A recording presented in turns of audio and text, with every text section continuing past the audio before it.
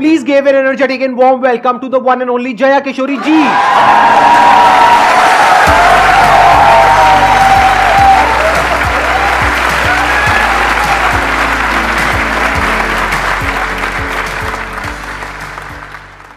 इनकी स्माइल में इतनी पॉजिटिविटी है, आई थिंक इनको कुछ बोलने की जरूरत ही नहीं है। अगर ये पूरे सेशन में यहाँ पर सिर्फ बैठ करके स्माइल करती रहे तो आई थिंक ये सेशन बहुत अच्छा हो जाएगा। इनका एक मोटिवेशनल चैनल भी है, इनफैक्ट आपकी कुछ वीडियोस देख करके मैं खुद मोटिवेट हुआ हूँ, and I am not kidding.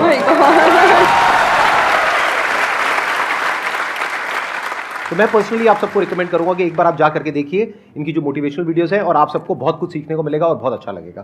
Thank you so much. और आपसे इंस्पायर होकर शायद हमने चैनल खोला है। तो मुझे तो लग रहा है मुझे मिल गया उसका अवार्ड कि आप उसको देखते हैं और सुनते हैं। थैंक यू सो मच, बहुत बड़ी बात है ये।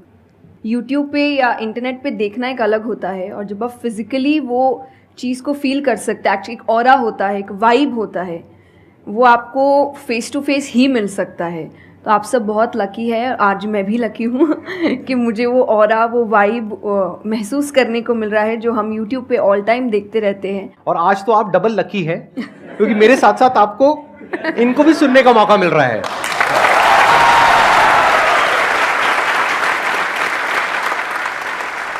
आपके मन में जो भी क्वेश्चंस है, जैसे भी क्वेश्चंस है, आप इनसे पूछ सकते हैं। First of all, thank you very much for giving me this opportunity. I want to ask you कि like आपने ये क्यों चूज किया कि you want to go into spirituality, कि मुझे इस चीज़ में ही जाना है? टू बी वेरी ऑनेस्ट, मैंने चूज़ नहीं किया था, इस स्थान ने मुझे चूज़ किया था, क्योंकि मैंने शुरुआत 6 साल की उम्र से की थी।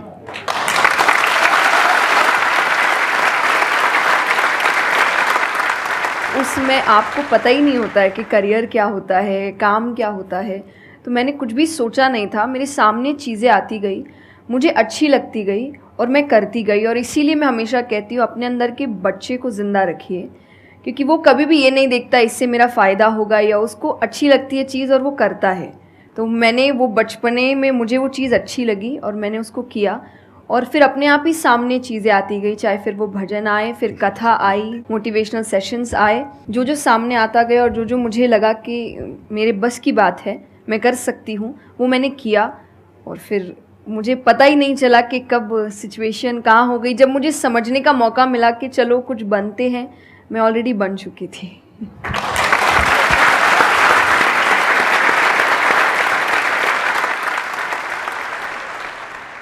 मेरा क्वेश्चन कंसंट्रेशन पावर को लेके है, या दूसरी तरह से बोल सकते हैं अवेयरनेस को लेके।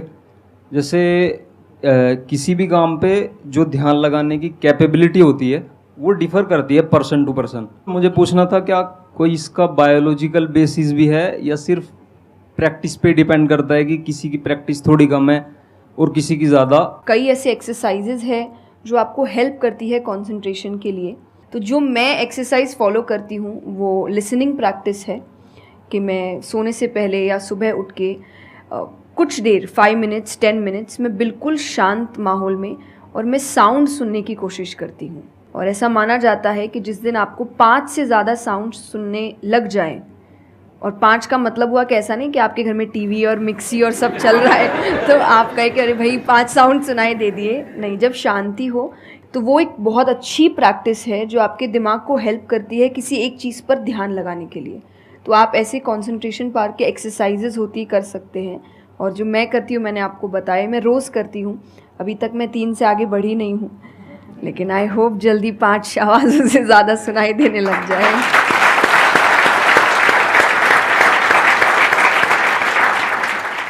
बचपन से जो आपने किया अभी तक वो तो मैटर करता ही है। फॉर एग्जाम्पल, अगर आप बचपन से ही सिर्फ कंप्यूटर पर ही अपना टाइम पास कर रहे हो या मोबाइल पे, जो आजकल बड़ा कॉमन हो गया है, तो आपकी जो कंसंट्रेशन पावर है वो पैसिव वे में तो अच्छी होगी।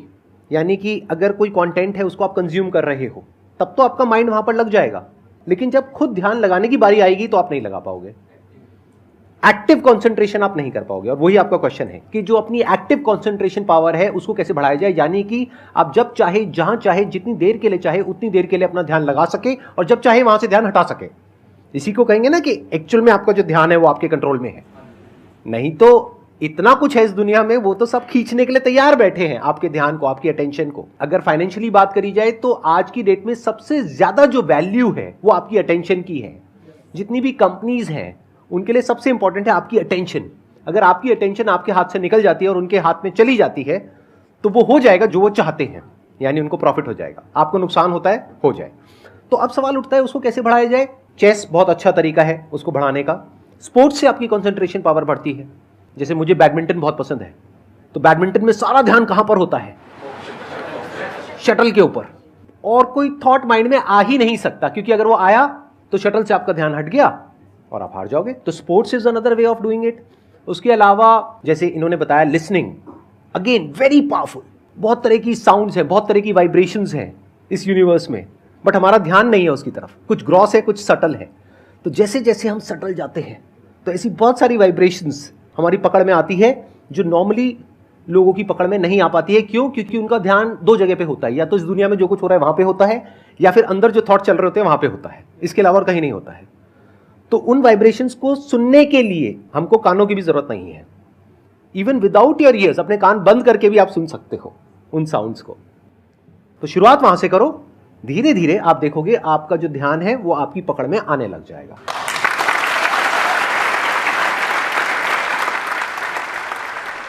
मेरा क्वेश्चन आपसे मतलब दोनों से ही है, वो ये कि हम लोग मतलब आज की सोशल मीडिया वाला ज़माना है तो हम लोग बहुत डिस्ट्रैक्टेड रहते हैं, और जब भी स्पिरिचुअलिटी की बात होती है फैमिली में, फ्रेंड्स में, तो सभी ये कहते हैं कि स्पिरिचुअल अभी होने की ज़रूरत नहीं है, करियर पे ध्यान दो, अभी कौन सा टाइम है, बाद में देख लेना। और हम लोगों के घरों में भी हम देखते हैं। तो मैम ये चीज़ कैसे, मतलब उनको कैसे समझाई जाए कि ये चीज़ कितनी इम्पॉर्टेंट है और उसकी इम्पोर्टेंस क्या है? मेरे हिसाब से, और आई थिंक मेरे क्या पूरी दुनिया के हिसाब से, जो भी स्पिरिचुअलिटी को ठीक से समझता है ये यंग एज प्रोसेस ही है। जैसे अगर आप रिलीजियस वे में भी सुने तो भगवान को हम कुछ भी चढ़ाते हैं वो फ्रेश होता है, प्रसाद है, फूल है, कुछ भी एक दिन दो दिन पहले नहीं होता। तुम खुद इतने पुराने होके क्यों फिर अपने आप को चढ़ाते हैं? जब आप रिजिड हो चुके हैं, जब आपको आगे कुछ काम खास करना नहीं है, आप रिटायर हो चुके हैं, तब आप उस स्पिरिचुअलिटी का करेंगे क्या? आपके लाइफ में कोई चैलेंजेस होंगे ही नहीं जब सामना करने के लिए। तो स्पिरिचुअलिटी मतलब सिर्फ पूजा पाठ नहीं होता। मंत्र, जैसा मैंने लिसनिंग एक्सरसाइज बताई, वैसे ही मंत्र चैंटिंग भी एक बहुत बड़ी एक्सरसाइज है कि आप मंत्रों का उच्चारण करते हैं मेडिटेशन में, क्योंकि जो पावर, जो वाइब्रेशंस वो साउंड रखते हैं वो आई थिंक दुनिया में और कहीं नहीं है। तो वो आपके करियर के लिए, कंसंट्रेशन पावर के लिए, कॉन्फिडेंस के लिए, मेमोरी पावर के लिए, सबके लिए बहुत अच्छा है।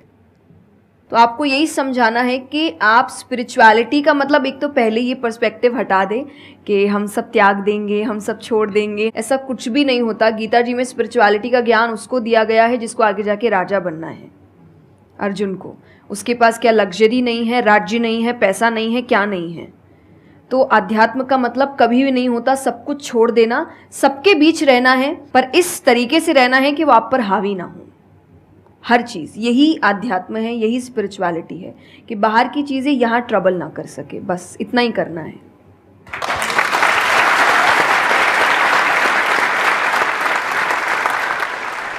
अर्जुन कह रहा है कि क्या मैं सब कुछ छोड़ छाड़ के चला जाऊं?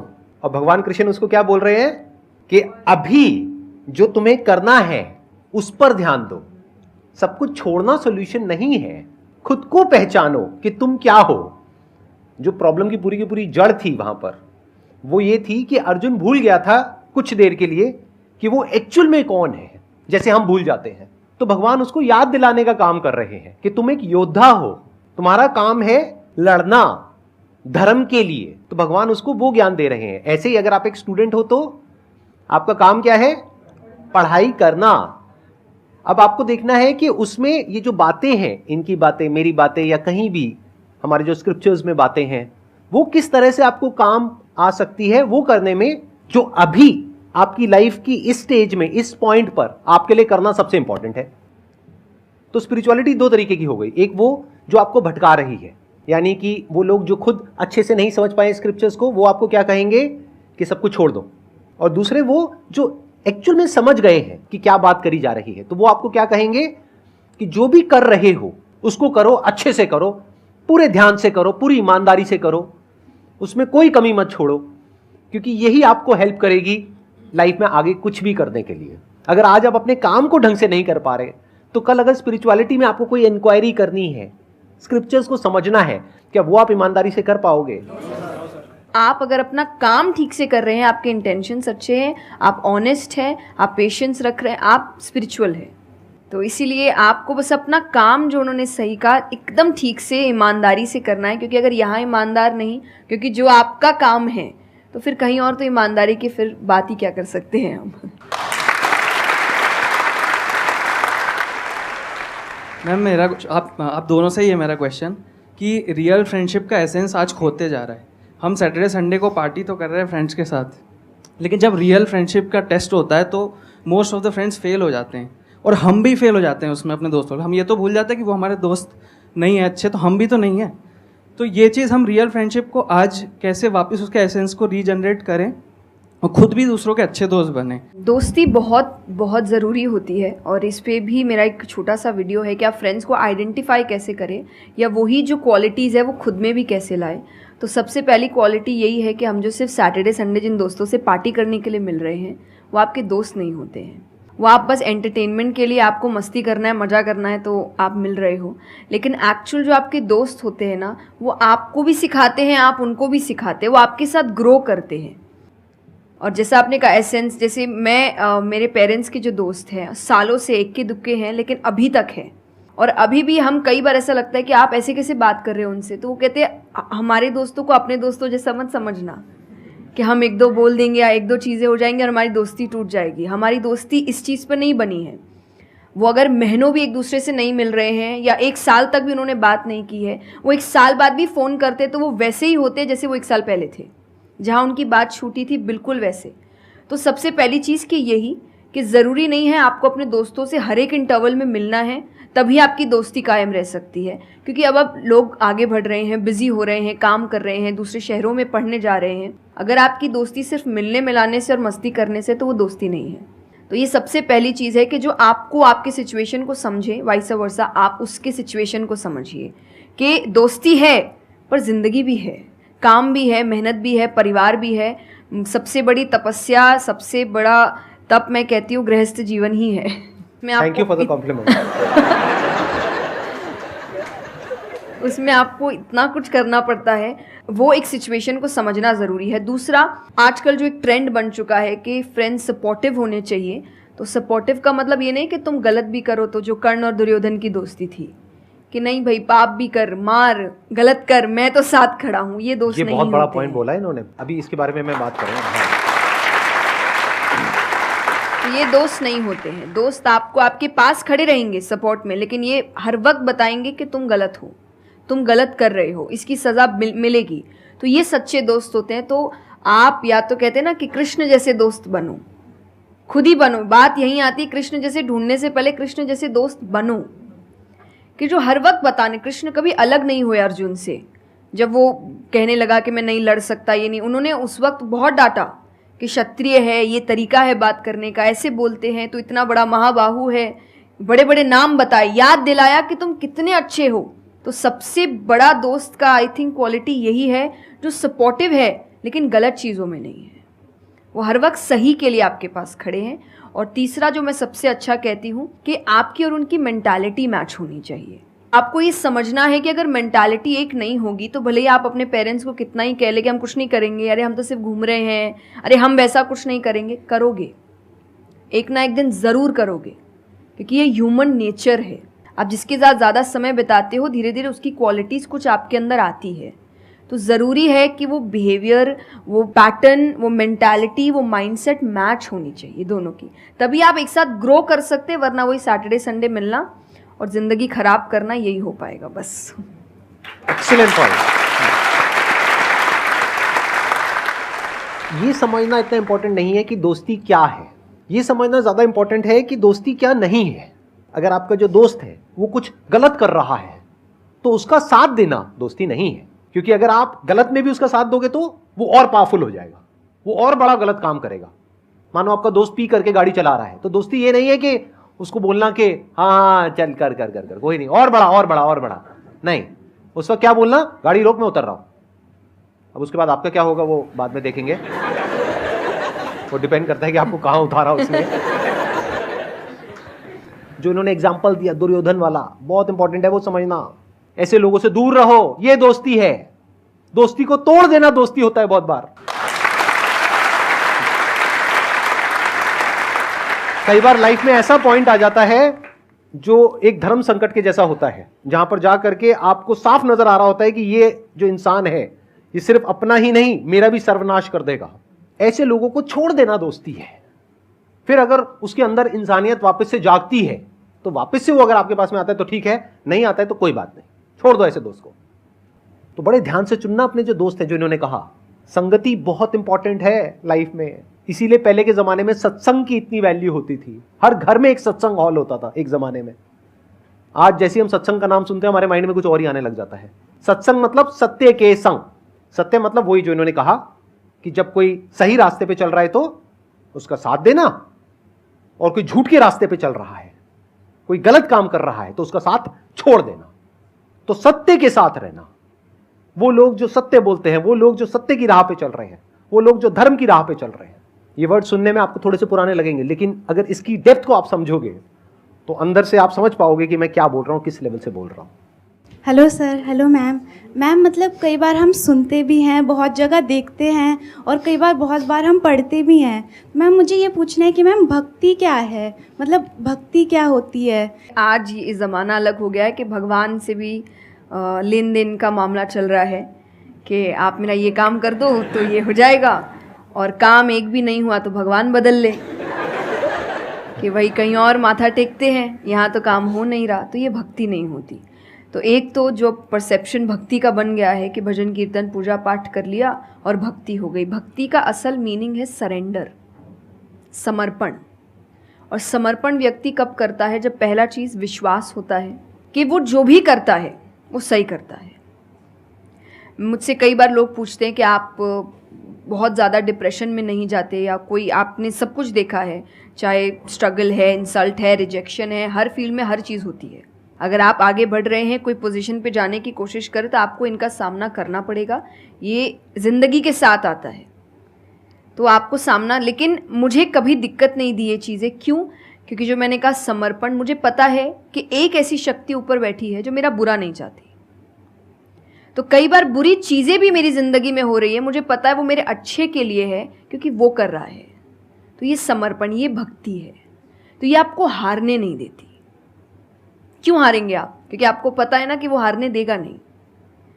तो आप अपने आप गिरे, आप फिर उठेंगे कि नहीं भाई अभी गिरना शायद ज़रूरी होगा, उसका इशारा है, इसीलिए चलो फिर उठते हैं, फिर आगे बढ़ते हैं। तो अर्जुन ने भी जब समर्पण की बात गीता जी में आती है तो कई लोग कहते हैं कि धर्म का मतलब होता है अंधविश्वास। नहीं, क्योंकि अगर अंधविश्वास होता, अंधविश्वास में क्वेश्चन करना अलाउड नहीं होता आपको। गीता अगर सिर्फ भगवान की बात होती तो 2 पन्ने में ख़त्म हो गई होती।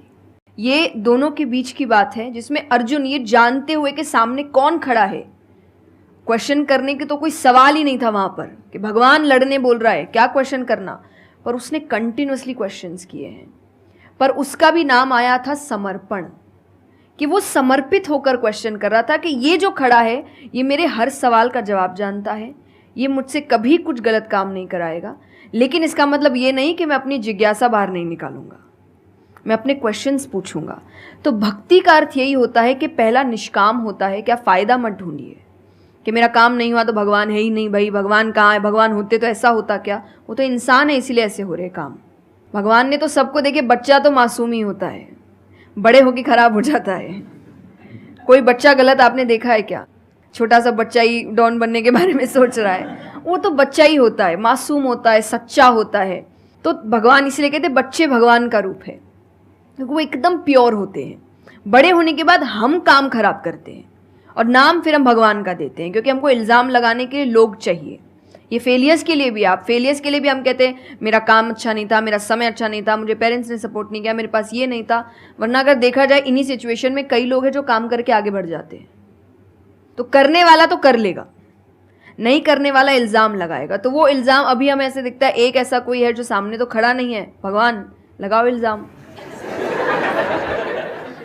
एक फ़ोटो है ना इंटरनेट पे कि भगवान खड़े, छोटी बच्ची खड़ी है, छोटी बच्ची के हाथ में एक टेडी बेयर है, तो भगवान वो मांग रहे हैं और वो बच्ची बोली मुझे बहुत अच्छा लगता है, मुझे नहीं देना। उसको नहीं पता कि भगवान के पास पीछे एक बड़ा सा टेडी बेयर रखा है और भगवान उसको कह रहे कि बस दे दो और मुझ पे विश्वास रखो कि वो दे दो छोटी चीज़ जो तुमसे, आपको वो बुरी लग रही है उस वक्त कि मेरे साथ गलत हो गया या मेरा छोटा काम नहीं हुआ, मैंने तो इतनी पूजा की थी, इतना काम किया था, शायद तुम उस काम के लिए नहीं बने हो, तुम और बड़े चीज़ के लिए बने हो।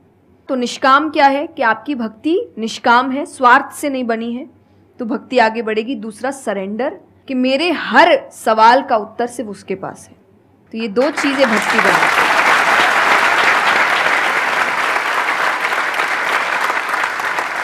मेरा मन कर रहा है कि मैं बैठ करके बस आराम से आपको सुनता रहूं, मेरे को इतना अच्छा लग रहा है। आप प्लीज थोड़ा सा और बोलिए इसके बारे में, भक्ति के बारे में। मुझे सही में बहुत, कितने लोग चाहते हैं कि थोड़ा और बोले? हाँ, क्योंकि इनसे अच्छा कोई नहीं हो सकता इसके बारे में बोलने के लिए। मेरे को पता है आपके पास में और बहुत कुछ है बोलने के लिए, थोड़ा सा प्लीज और बोलिए। ये दो चीज़ें जो भक्ति में, तीसरा हम जब करते हैं सत्संग, जो उन्होंने कहा सत्संग का एक सत्य के संग, तो सत्य कौन है? जब हम शास्त्रों में देखते हैं सबसे पहला श्लोक जो श्रीमद् भागवत में आता है वो भगवान का स्वरूप बता रहा है, उसमें है सच्चिदानंद रूपाय। सच्चिदानंद का मतलब होता है तीन चीज़ें मिलकर बनती है, वो है सत, चित और आनंद। जो ये तीन चीज़ों को जीवन में समझ लेगा सही से, उसने भगवान को समझ लिया, क्योंकि भगवान का रूप ही सच्चिदानंद है। तो सबसे पहला है सच, जो कहा गया सच की राह पर चलो।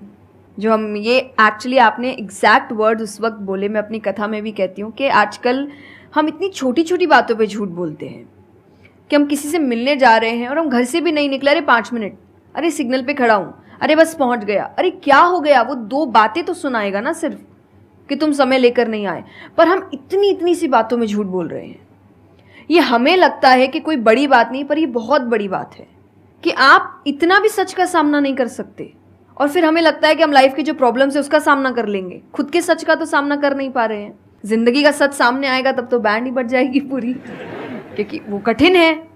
जिंदगी आसान नहीं है, किसी के लिए नहीं, भगवान के लिए भी नहीं हुई। आप राम जी को उठाइए, कृष्ण जी को उठाइए, जब तक यहाँ रहे कोई सुखी नहीं रहा।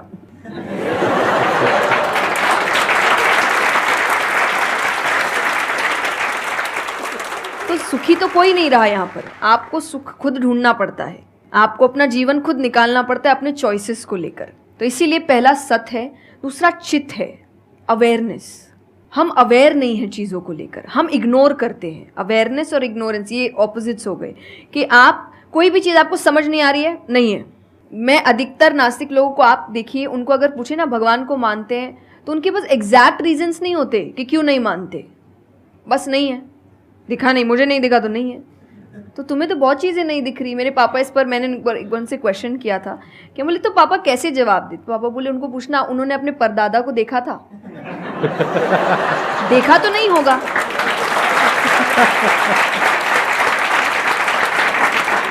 सुना है, दादा से सुना है, पापा से सुना है कि थे, मैंने तो नहीं देखा, तो मैं बोल दूं वो थे ही नहीं। कुछ तो सच्चाई होगी, उसको ढूंढने की कोशिश करो। मैं धर्म के लिए हमेशा कहती हूँ कि आपको ढूंढना पड़ेगा। भगवान, मेरे पापा ने मुझे एक बात कही थी, भगवान मानने की चीज़ है, जानने की नहीं। जानना क्या होता है? पहले इस्तेमाल करे फिर विश्वास करे।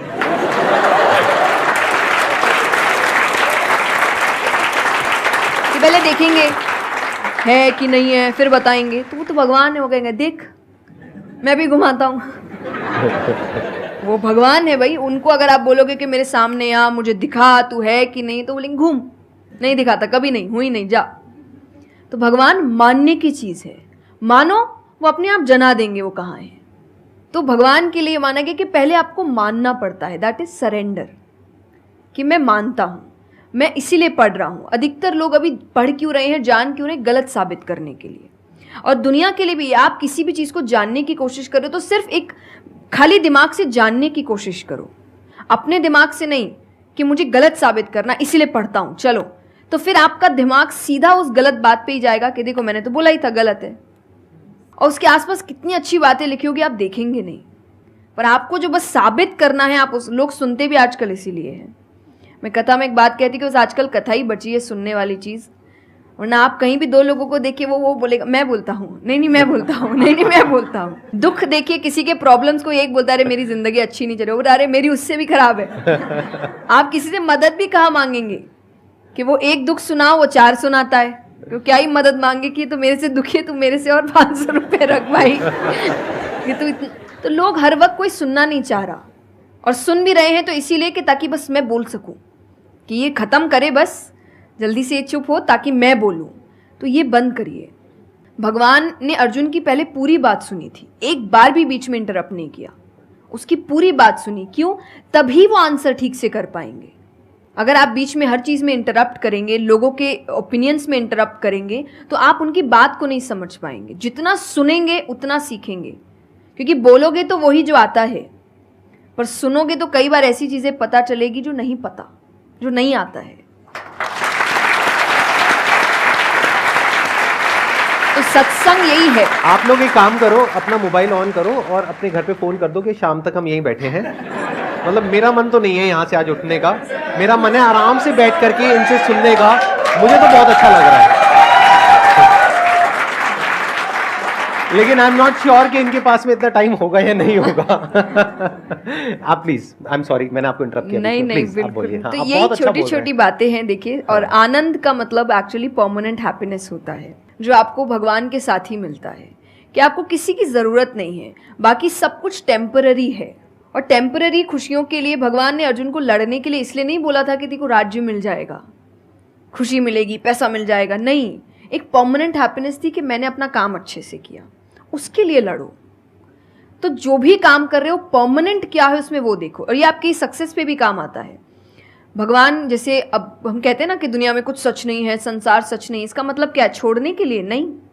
क्या आप पहली चीज़, जब दुख आ रहा है तो डिप्रेशन में मत जाओ, क्योंकि आप जानते हो ये भी परमानेंट नहीं है, टेम्पररी है, कल फिर ठीक हो जाएगा। खुशी आ रही है तो घमंड मत करो, ये भी निकल जाएगा, ये पोजीशन भी ज़्यादा समय तक रहेगी नहीं, तो उसको रखने के लिए काम करते रहो।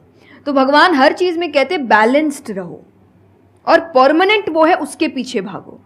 तो आप अपने आप ही जो दिखावे की दुनिया है, करते हम सब है और सब कुछ करना चाहिए लाइफ में, सब एंजॉय करिए, पर अगर उसको जानते हुए करोगे कि परमानेंट नहीं है, तो जैसा मैंने कहा वो यहाँ जाएगा नहीं। जैसे एक पक्षी है, आप पेड़ पे उसको बैठा दो और फिर जिस ब्रांच पे वो बैठी उसको काटने लगो, और जब तक ब्रांच नहीं गिरेगा वो नहीं हटेगी, क्योंकि उसको ब्रांच पे भरोसा है ही नहीं। उसको पता ये रहेगा ना, उसको अपने पंखों पे है कि वो जैसे ही गिरेगा मैं उड़ जाऊंगी।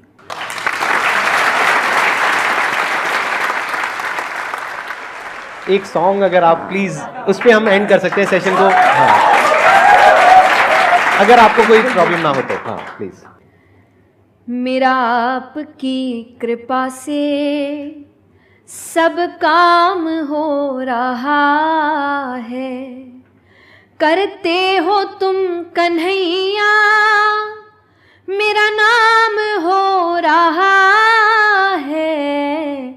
मेरा आपकी कृपा से सब काम हो रहा है। बहुत बढ़िया।